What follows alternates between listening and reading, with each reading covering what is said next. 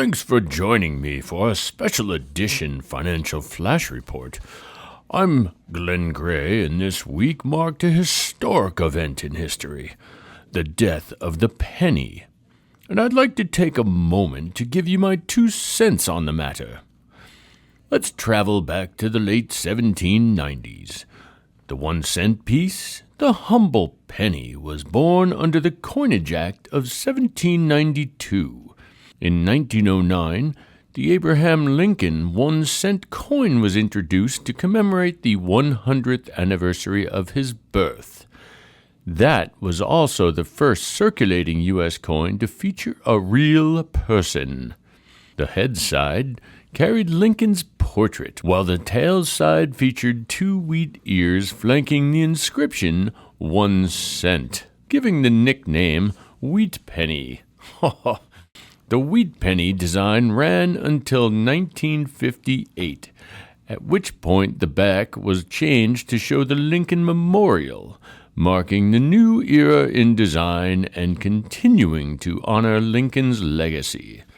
Other tweaks to the coins, mint marks, represented the minting location.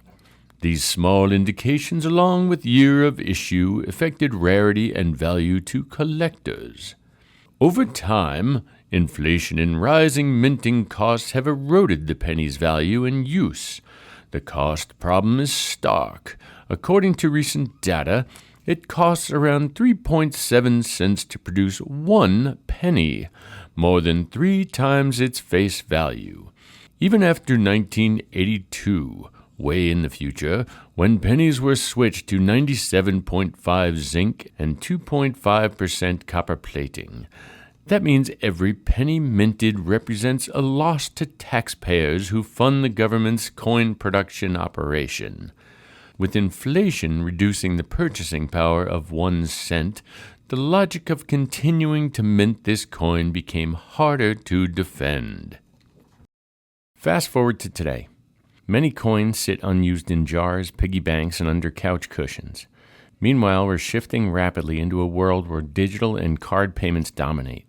You can tap your phone or watch, use payment apps like Venmo, Cash App, or PayPal, and even crypto is waiting in the wings to go mainstream. Yet cash still plays a role, especially in everyday purchases. That's why the decision to phase out new penny production is more than just symbolic. It forces a change in how we handle the smallest increments in transactions. So what happens on the retail side? In other countries that have phased out the penny, the rule is straightforward. The total cash payment amount, after taxes and fees, is rounded to the nearest 5-cent increment. For example, Canada eliminated its penny in 2012 and now rounds transaction totals to the nearest 5 cent. The rounding rule is applied to the final bill, not necessarily to each item's price. As pennies fade away, those take-a-penny, leave-a-penny trays at cash registers will become relics of the past. For brick-and-mortar stores, corner shops, local cafes, and retail chains, this isn't just about minting fewer coins. It's about thinking how we price goods, handle tax, accept cash, and communicate with customers. Because until the U.S. Treasury or Congress issues uniform guidance, each business may adopt slightly different rounding behaviors, making transparency more important than ever. So the death of the penny is less about one small coin retiring and more about how we handle value in a changing payment landscape.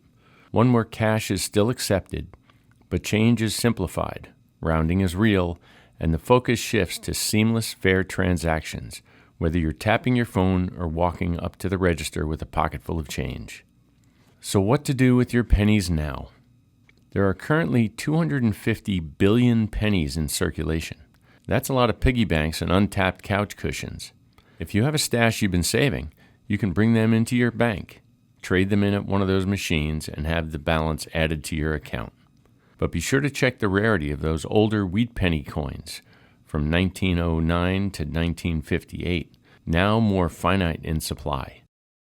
The market for rare and high-grade pennies is likely to tighten.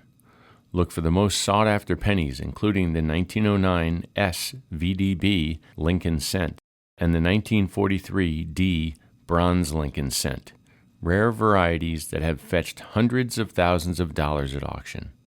Next on the chopping block, the nickel, which costs more than a dime to produce. See you next week for another educational financial flash.